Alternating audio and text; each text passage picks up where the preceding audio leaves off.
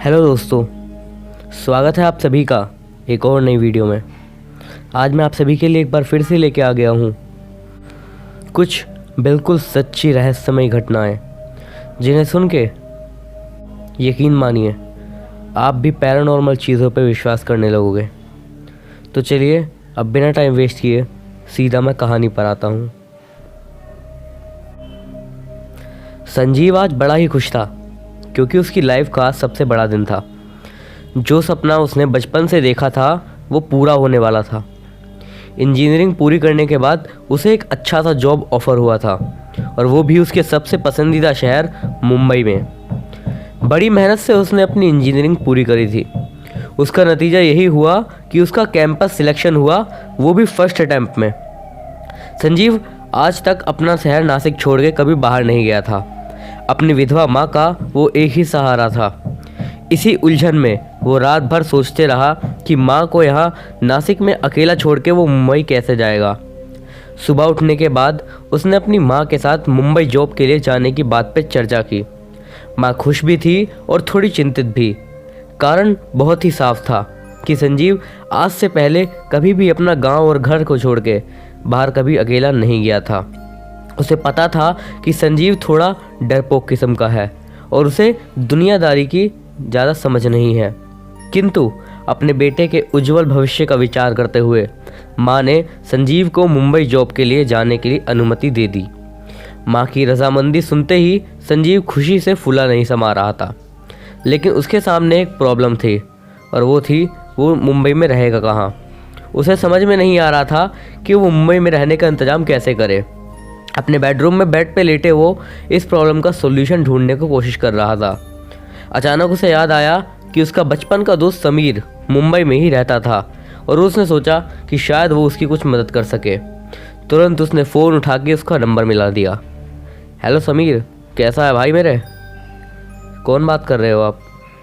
अबे मैं संजीव बात कर रहा हूँ नासिक से। क्या यार, पुराने दोस्तों को भूल गया तू? अच्छा संजीव भाई, मैं ठीक हूँ। तू बता, जितने सालों में मेरी याद कैसे आ गई? संजीव को समीर के टॉन्ट का थोड़ा बुरा लगा, किंतु बाद में उसने सोचा कि सच में मैंने उसे कई सालों तक कांटेक्ट नहीं किया था, तो उसे भी बुरा लगना तो लाजमी ही था। अभी अमर ही था जो उसे उसकी प्रॉब्लम का सॉल्यूशन देने वाला था। तो बात को घुमाते हुए उसने बोला, सॉरी भाई, तुझे तो पता है कि इंजीनियरिंग की वजह से मैं सारे दोस्तों से थोड़ा दूर हो चुका था। माफ़ कर दे मेरे भाई। चिल यार, मैं समझ सकता हूँ। और बता, क्या हाल चाल है? आंटी कैसी हैं? आओ कभी मुंबई, मस्त घूमेंगे, पार्टी करेंगे। माँ तो ठीक है भाई, आऊँगा भी ज़रूर, बट थोड़े दिनों के लिए, हमेशा के लिए। हमेशा के लिए मतलब? चौंक गया ना? अब आगे सुन। तेरे भाई का इंजीनियरिंग कंप्लीट हो गई है, और मुझे कैंपस सिलेक्शन की वजह से मुंबई में एक IT कंपनी में जॉब मिल गई है।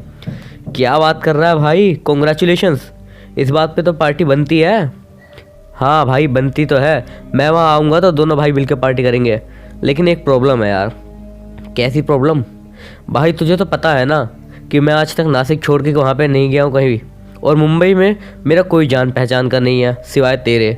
तो भाई मेरे रहने का इंतज़ाम होगा क्या तेरे यहाँ? भाई तुझे तो पता है ना, मैं खुद अपने अंकल के यहाँ रहता हूँ, लेकिन तू चिंता मत कर, तेरे प्रॉब्लम के लिए मेरे पास बढ़िया सॉल्यूशन है।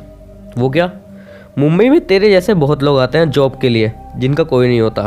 वो सभी लोग PG में रहते हैं। तुझे भी मिल जाएगा कहीं PG। हाँ भाई, पेइंग गेस्ट। लेकिन वो मुझे कहाँ मिलेगा भाई? कौन से ज़माने पे है तू? ऑनलाइन सब कुछ मिलता है। अरे हाँ, थैंक्स भाई, तूने एक टेंशन कम कर दी है। हाँ भाई ठीक है, अब मेरा नंबर ज़रूर सेव कर लियो तू, वरना कहीं मैं अगर फ़ोन करूँ और तू बोले कौन है, तो बोला हाँ भाई कर लूँगा सेव। तू आ जा जल्दी से, बाय, मिलते हैं मुंबई में। Yes bro, see you soon. जैसे ही बात हुई, संजीव ने अपने बैकपैक में से लैपटॉप निकाला और ऑनलाइन PG ढूंढने लगा। थोड़ी देर सर्च करने के बाद फाइनली उसे एक ब्रोकर का नंबर मिला, जिसका नाम था जसविंदर पाजी। उसने तुरंत अपने साइड पे पड़ा हुआ फ़ोन उठाया और पाजी को फ़ोन किया। जसविंदर जी बोल रहे हैं? हाँ जी, आप कौन? पाजी, मैं संजीव बात कर रहा हूँ नासिक से। मुझे आपका नंबर इंटरनेट पे मिला। मुझे मुंबई में जॉब मिला है, रहने के लिए घर चाहिए था। ओ वधिया जी, आपके एकदम करेक्ट नंबर लगाया है जी। बोलिए, आपको 1 BHK चाहिए या 2 BHK? कुछ भी चलेगा पाजी, तुझसे फिक्र ना करो, मैं अपना एक चंगा फ्लैट दिलवा दूंगा, वो भी सिर्फ 30,000 में। पाजी 30,000 तो बहुत ज़्यादा है, मुझे एकदम सस्ता वाला चाहिए। सर जी आप बड़े लकी हो कि आपको मैं सिर्फ 30,000 में बढ़िया सा फ्लैट दे रहा हूँ मुंबई जैसे शहर में। वैसे आपका बजट कितना है? पाजी मेरा बजट तो 4 से 5,000 रुपये ही है। तुझे जोक कर रहे हो? 4,000 रुपये में मुंबई में फ्लैट मिलता तो पूरे भारत के लोग तो यहीं चले आते। लेकिन आपके लिए मेरे पास एक ऑप्शन है, वो भी आपके बजट में। क्या पाजी? मेरी नज़र में एक पीजी है जो आपके 4,000 रुपये के पर मंथ में मिलेगा, लेकिन आपको लोगों के साथ फ्लैट शेयर करना पड़ेगा। चलेगा क्या? हाँ पाजी चलेगा, क्या दौड़ेगा। ठीक है फिर सर जी, आप आ जाओ संडे अपना सामान लेके, आपका जुगाड़ करा दूंगा, बस मेरे 1 मंथ का ब्रोकरेज देना होगा आपको। हाँ पाजी चलेगा, मैं दे भी दूंगा, बस आप वो पीजी फिक्स कर दो मेरे लिए, मैं संडे सामान लेकर डायरेक्ट आ जाऊंगा, उसी दिन आपको ब्रोकरेज भी दे दूंगा। पाजी चंगा है, मिलते हैं संडे दोपहर 12 बजे दादर स्टेशन पे। ओके पाजी। संजीव बड़ा ही खुश था क्योंकि फाइनली उसका मुंबई में रहने का इंतज़ाम हो गया था। उसने ये बात अपनी माँ को बताई तो वो भी खुशी हो गई। संजीव तुरंत अपनी पैकिंग करने में लग गया। संडे को सुबह सुबह संजीव तैयार होकर अपना सामान अपने बेडरूम से लेके बाहर हॉल में लेके आ गया। वहाँ उसकी माँ बेटी के लिए खाने पीने का सामान पैक कर रही थी। संजीव को अच्छे से नाश्ता खिला के उसने उसके बैग में खाने पीने की चीज़ें रख दी। संजीव साफ देख रहा था माँ की आंखों में झलकते हुए आंसू। उसने अपनी माँ को अपने पास बुलाया और उनकी आंखों से आंसू पोंछते हुए अपने हाथों से उन्हें खाना खिलाया। संजीव ने घड़ी में देखा तो बस का टाइम हो रहा था। उसने अपने गुजरे हुए पिताजी की तस्वीर को प्रणाम किया, माँ के पैर छुए और अपना ख्याल रखने को बोला। बाहर संजीव का दोस्त अमन अपनी बाइक लेके हॉर्न बजा रहा था। माँ को अंतिम विदाई देके वो अमन की बाइक पर बैठ के अपने आंखों में से बहने वाले आंसू पोंछते हुए बस स्टैंड की तरफ निकल गया। अमन ने संजीव को बस में बिठाया और बस निकल गई मुंबई के लिए। लगभग 11:30 बजे के आसपास संजीव दादर स्टेशन पहुंच गया और उसने पाजी से फ़ोन पे बात की। जब तक पाजी आते तब तक बाजू वाले होटल में संजीव ने मुंबई का फेमस वड़ा पाव खाया और चाय भी पी। इतने में उसके मोबाइल पे पाजी का कॉल आया जो हॉस्टल के बाहर उसका वेट कर रहे थे। जैसे ही संजीव होटल के बाहर आया उसने एक सरदार जी अपने बाइक पे वेट कर रहे थे। उनको देख के संजीव समझ गया कि यही पाजी हैं। वो पाजी के पास जाके उनसे मिला और उनकी स्कूटर पर बैठ के चल पड़ा। लगभग 10 मिनट ट्रैफिक से निकलते हुए वो लोग एक सोसाइटी के सामने पहुंच गए। पाजी को देख के सोसाइटी के चौकीदार ने नमस्ते किया। इससे संजीव को पता चल गया कि पाजी को यहाँ पे सब लोग अच्छे से जानते हैं, तो उसे परेशानी तो नहीं होगी। फाइनली पाजी ने उस सोसाइटी के एक विंग के सामने अपनी स्कूटर रोक दी। संजीव ने देखा कि सामने उस बिल्डिंग पे नाम लिखा था कमल। संजीव को सोसाइटी अच्छी लगी और उसकी अपने पीजी को देखने की एक्साइटमेंट बढ़ती जा रही थी। पाजी ने अपना स्कूटर डबल स्टैंड पर लगाते हुए संजीव को अपने साथ उस फ्लैट के सामने ले गए और बेल बजाई। संजीव जब दरवाजे पर रुका था तब उसे अजीब सी स्मेल आ रही थी। थोड़ी देर बाद अंदर से किसी ने दरवाज़ा खोला और पाजी अंदर चले गए। पीछे पीछे संजीव भी अंदर चला गया। जैसे ही संजीव अंदर घुसा उसने देखा कि वहाँ पे 4 लोग बैठे हुए थे, जिनमें से 3 लोग तो शराब पी रहे थे और एक हॉल में रखे बेड पे लेटा हुआ था। जब पाजी ने उन लोगों की तरफ शराब पीते हुए देखा और उन्होंने संजीव की तरफ देखा और स्माइल की और उन लोगों को गुस्सा करने लगे। पाजी, सर जी ये आपके रूममेट्स हैं, आज संडे है ना तो इनकी छुट्टी है, तो ऐसे ही थोड़ी पार्टी कर रहे हैं, तुझसे टेंशन ना लो, वैसे अच्छे लड़के हैं सब, चलो मैं आपको आपका बेड दिखाता हूँ। ऐसा बोल के पाजी संजीव को अपने साथ बेडरूम में ले गए। संजीव ने देखा कि बेडरूम में 2 बेड्स थे और बाहर हॉल में 2 बेड थे। हॉल से लग के ही किचन था जहाँ पे गैस, फ्रिज और वाटर फिल्टर रखा हुआ था। संजीव सारी चीज़ें एकदम अच्छे से देख रहा था। उसे ये घर बहुत ही पसंद आया था और ख़ुद को खुशनसीब समझ रहा था। पाजी ने संजीव को उसका बेड दिखा दिया और उसे अलमारी और मेन डोर की चाबी देके निकल गए। पाजी को बाय करके संजीव अंदर आया तो वहाँ पी रहे लोगों ने उसे इनवाइट किया, लेकिन संजीव ने ये बोल के मना कर दिया कि वो ड्रिंक्स नहीं करता। वो अपने रूम में चला गया। थोड़ी देर फ्रेश होने के बाद संजीव ने अपना सारा सामान अलमारी में रख दिया और लॉक करके खाना खाने के लिए चला गया। जैसे ही संजीव बाहर गया, दारू पीने वाले 3 लोगों में डिस्कशन स्टार्ट हो गया ये क्या झंझट है यार, ये पाजी भी किसको उठा के ले आए। हाँ ना यार, साला खुद भी नहीं पीता और हमें भी नहीं पीने देगा, वो पाजी को कंप्लेन कर देगा यार। भाई सबसे बड़ा प्रॉब्लम तो मुझे है, मैं अब मेरी गर्लफ्रेंड को घर पे नहीं बुला पाऊँगा, कुछ ना कुछ जुगाड़ करना पड़ेगा। डोंट वरी बॉयज़, मेरे पास इसका सॉल्यूशन है। भाई डायलॉग बंद कर और जल्दी बता। अरे अपना वही फॉर्मूला 111 जो लास्ट टाइम काम आया था। डोंट टेल मी हम फिर से वही करने वाले हैं। भाई टेंशन वाला काम है वो, उसे पता चल गया तो। अबे डरपोक, when Naqeeb is here don't need to fear. Cheers, अब मज़ा आएगा। संजीव खाना खा के वापस रूम पे आ गया तो देखा कि वो सारे लोग कहीं बाहर जा रहे हैं। उसने उन लोगों की बात करते हुए सुना कि वो आज किसी फ्रेंड के यहाँ नाइट आउट के लिए जा रहे हैं, मतलब घर में सिर्फ अकेला वही होगा रात भर। ये सोच के संजीव थोड़ा डर गया, लेकिन वो उन लोगों को कुछ भी बोल नहीं पा रहा था। फाइनली संजीव ने हिम्मत बना ली और बिना डरे सोने का सोच लिया। लगभग रात के 11:30 बज गए और आसपास के सभी लोग बाहर चले गए। संजीव फ्रेश होकर अपना सामान अलमारी में रखने लगा और सुबह की तैयारी करके लाइट्स ऑफ करके अपने बेड पे सोने के लिए चला गया। बराबर रात के 12 बजे जब संजीव को नींद आने ही वाली थी, एकदम से वॉल क्लॉक में 12 बजे का अलार्म बजा और संजीव एकदम से डर गया। बाद में जब उसने क्लॉक की तरफ देखा तो खुद को संभालते हुए वो फिर से सोने की कोशिश में लग गया। घर की सारी लाइट्स चली गई, एकदम से सन्नाटा सा छा गया और यहाँ संजीव को डर के मारे नींद ही नहीं आ रही थी। इतने में उसको बाथरूम से पानी की आवाज़ आई और वो डर के मारे उठ गया और यहाँ वहाँ देखते देखते धीरे धीरे बाथरूम की तरफ बढ़ने लगा। मन में वो बहुत ही ज़्यादा डरा हुआ था। जैसे ही बाथरूम के पास वो पहुँचा, धीरे से संजीव ने बाथरूम का दरवाज़ा खोला। अंधेरे की वजह से उसे कुछ भी नहीं दिख रहा था, तो उसने अपने मोबाइल का टॉर्च चालू किया तो देखा कि पानी का टैप चालू था और उसमें से पानी बह रहा था। फिर संजीव ने जाके वो टैप अच्छी तरीके से बंद कर दिया और अपना पसीना पोंछते हुए अपने बेड की तरफ आने लगा। अचानक पीछे से उसे किसी की चीज़ की आवाज़ आई और उसकी सांसें एकदम से तेज़ हो गई। जैसे ही उसने अपनी मोबाइल की टॉर्च से पीछे मुड़ के देखा तो उसने देखा कि सामने एक काली बिल्ली थी जिसकी आंखें एकदम लाल लाल चमक रही थी और वो संजीव की तरफ ही देख रही थी, जैसे कि उस पर हमला करने की तैयारी में हो। उतने में ही लाइट्स आ गई और बिल्ली हॉल की तरफ भाग गई। संजीव भी उसके पीछे पीछे भागने लगा, लेकिन जैसे ही वो हॉल में पहुंचा तो वहां से बिल्ली मानो गायब ही हो गई। अनजान शहर में पहली रात और वो भी इतनी भयानक। आगे क्या होगा ये सोचते सोचते वो बेड तक पहुंचा और चद्दर ओढ़ के सो गया। दिन भर की थकावट की वजह से उसे जल्दी ही नींद आ गई और संजीव सो गया।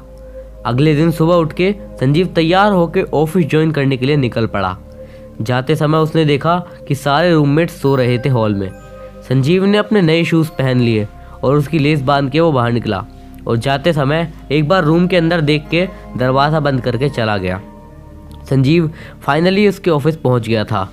सारी ज्वाइनिंग फॉर्मेलिटीज़ कंप्लीट करके वो अपने दिए हुए डेस्क पे जाके बैठ गया, लेकिन अभी भी वो रात वाले इंसिडेंट्स को याद करके सहमा सहमा सा था। बहुत सोचने के बाद उसने ये मान लिया कि जो भी हुआ उसका वहम था और थकावट के कारण उसे ये सब महसूस हुआ था। फिर वो अपनी टीम के साथ बैठ के काम समझने की कोशिश करने लगा और उसका दिन कट गया। जैसे ही ऑफिस छूटा तो उसने ऑफिस के बाहर रेस्टोरेंट से अपने लिए खाना का पार्सल लिया और फिर बस की लाइन में आके अपनी बस का वेट करने लगा। जैसे ही बस में वो बैठा, यही सोचने लगा कि आज उसके साथ क्या होने वाला है। उसने फैसला किया कि आज घर जाके रूममेट्स के साथ कल हुए हादसे के बारे में बातचीत करेगा। यहाँ संजीव के सारे रूममेट्स नकीब, अमित और शिन्या अपने रेगुलर रूटीन की तरह अपनी अपनी दारू की पार्टी की तैयारी में लगे हुए थे। अभिषेक भी रोज की तरह अपने बेड पे बैठक बुट पड़ रहा था। नकीब, भाई लोग let's cheers. Cheers guys. Naqeeb मान गए तेरे कल की तरकीब। अच्छा आइडिया था लाइट का फ्यूज निकालने का। क्या डर गया होगा ना वो लड़का। सच में मज़ा आ गया यार। भाई ये अपना फॉर्मूला है जो कभी फेल नहीं जाएगा। लास्ट टाइम भी नहीं गया था और आगे भी नहीं जाएगा। वैसे आज का क्या प्लान है? रुकना भाई, थोड़ी दवा अंदर जाने दे, फिर एक से बढ़ के एक आइडिया जाएंगे। अभिषेक सारी बातें सुन रहा था, लेकिन हमेशा की तरह उनको नज़रअंदाज करके वो अपनी किताब पढ़ने में व्यस्त हो गया। संजीव सोचते सोचते फाइनली अपने रूम के यहाँ पहुँच गया। जैसा कि उसने सोचा था कि वो कल रात वाले इंसिडेंट की बात करेगा रूममेट से, वो जल्दी से दरवाज़ा खोल के अंदर चला गया। जैसे ही उसने देखा कि ये लोग दारू पी रहे हैं और नशे में हैं, उसने सोचा कि अगर ये बात मैं उनसे अभी डिस्कस करूँगा तो उसका मजाक उड़ाया जाएगा। ये सोच के उसने सबको बाय बोला और अपने रूम में चला गया। हर रोज़ की तरह संजीव फ्रेश होके बाथरूम से बाहर आया, अपना पार्सल लाया, खाना खाया और कल की तैयारी में लग गया। काम ख़त्म करके वो अपने बेड पे जाके लेट गया, लेकिन अब भी उसके मन में यही चल रहा था कि आज क्या होगा। और हर बार की तरह रात के 12 बजे का अलार्म बजा, लेकिन इस बार संजीव के लिए वो नया नहीं था जो कि उसको डर नहीं लगा था। दिन में काम की वजह से संजीव थका हुआ था, इसीलिए उसको जल्दी ही नींद आ गई। रात के करीब 2:30 बजे अचानक से उसे किसी के चलने की आवाज़ आने लगी। उसकी वजह से उसकी नींद खुल गई। उसने सोचा कि ज़रूर मेरा वहम है, सो उसने उस चीज़ को नज़रअंदाज किया। लेकिन थोड़ी देर के बाद उसको ऐसा महसूस हुआ कि कोई उसके बेड के बाजू में खड़ा है और धीरे से उसके कान में कुछ बोल रहा है। डर के मारे संजीव एकदम से उठ गया और पीछे देखा तो वहाँ पे कोई भी नहीं था, लेकिन उसके पीछे से कोई परछाई एकदम से खिड़की की तरफ चली गई। उसने तुरंत लाइट्स ऑन की और खिड़की की तरफ देखा तो वहाँ पे कोई भी नहीं था। इस बार उसे यकीन हो गया कि सच में ये उसका वहम तो नहीं था। उसने अपने बेड के नीचे रखी पानी की बोतल उठाई और पूरा पानी एक बार में पी गया। थोड़ी देर लाइट्स ऑन रखने के बाद जब उसे लगा कि अब कोई प्रॉब्लम नहीं है, वो सो सकता है, तो उसने लाइट्स ऑफ कर दी और चद्दर ओढ़ के सोने लगा। जैसे ही थोड़ी देर हो गई तो उसे ऐसा महसूस होने लगा कि उसके चेहरे पे से चद्दर धीरे धीरे करके कोई खींच रहा हो। उसे लगा कि हवा की वजह से ये हो रहा है। उसने फिर से चद्दर चेहरे पे ले ली, लेकिन फिर से वो चद्दर धीरे धीरे करके नीचे जाने लगी। जैसे ही संजीव ने फिर से चद्दर चेहरे पे ओढ़ ली और थोड़ी देर में उसे महसूस हुआ कि उसकी छाती पे एकदम से वज़न सा आ गया है, जैसे कोई उसकी छाती पर आके बैठ गया हो। और उसने संजीव के दोनों हाथ पकड़ लिए हैं, जिसकी वजह से संजीव 1 इंच भी उस जगह से हिल नहीं पा रहा था। इस बार संजीव पूरा डरा हुआ था और उसे लग रहा था कि बस अब सब खत्म हो गया है। बड़ी मुश्किल से उसने चद्दर उठाई और बेड पे उठ के लेट गया। वो वहाँ पे कोई भी नहीं था।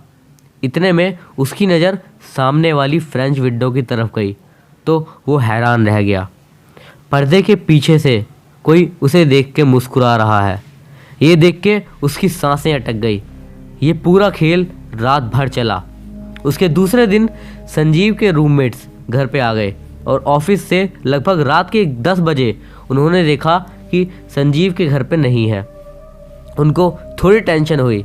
अमित बोला, नकीब वो नया लड़का यहाँ कहीं नहीं दिख रहा, इस टाइम तक तो घर पे आ जाता है। मुझे बड़ी टेंशन हो रही है यार। काय बात की टेंशन? अबे कहीं उसने पाजी को कंप्लीट तो नहीं कर दी, यहाँ पे रहना मुश्किल हो जाएगा।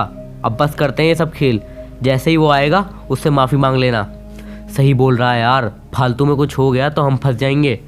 सालों अब डरने लगे। 2 दिन जो तुम लोगों ने उसे डराने में कोई कसर नहीं छोड़ी, तब कहाँ गई थी तुम्हारी इंसानियत? किसने बोला था लाइट्स ऑफ करे? किसने बोला था उसकी चद्दर खींचे? जाने दे यार, गलती हो गई, सॉरी बोल देंगे उससे। सालों लास्ट टाइम भी तुमने यही बोला था, लेकिन फिर से इस नए लड़के को डराया ना। अब चुप बैठो, चलो देखते हैं उसके रूम में सामान है कि नहीं। सब लोग संजीव के रूम में चले गए और देखा कि उसका सामान नहीं था, लेकिन उसके बेड के पास उनको एक लेटर मिला। नकीब ने वो लेटर उठाया और पढ़ने लगा। मैं संजीव, आपका नया रूममेट। मुझे 2 दिनों से कुछ अजीब चीज़ें महसूस हो रही थी इस घर में। मैंने सोचा था कि आप लोगों से वो डिस्कस करूं, लेकिन मुझे लगा कि आप लोग मेरा मजाक उड़ाओगे, तो मैंने कुछ बातचीत नहीं करी। सो मैं रूम छोड़ के जा रहा हूँ। नकीब ने जब ये पढ़ा तो सभी खुश हो गए और उनका टेंशन गया। अब उनकी कंप्लेन कोई नहीं करेगा ओनर से और उनकी लाइफ वैसे ही चलती रहेगी जैसे चल रही थी। अरे वाह, ये तो बढ़िया काम हुआ। सांप भी मर गया, लाठी भी नहीं टूटी। आज तो पार्टी बनती है बॉस। सच में बस इतना ही लिखा है क्या? और क्या लिखा है आगे?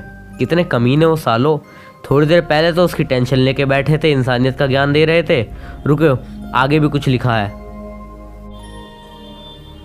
आप लोगों की टेंशन लेने की ज़रूरत नहीं है, अभी आपको मेरी वजह से कोई तकलीफ़ नहीं होगी। ज़िंदगी रही तो दोबारा मिलूँगा आप चारों से। ये सब पढ़ते पढ़ते नकीब हंस रहा था, लेकिन अचानक से वो बिल्कुल शांत हो गया। अमित बोला कि क्या हुआ नकीब, एकदम से शांत क्यों हो गया तू? उसने लिखा है कि ज़िंदगी रही तो दोबारा मिलूँगा तुम चारों से। तो क्या?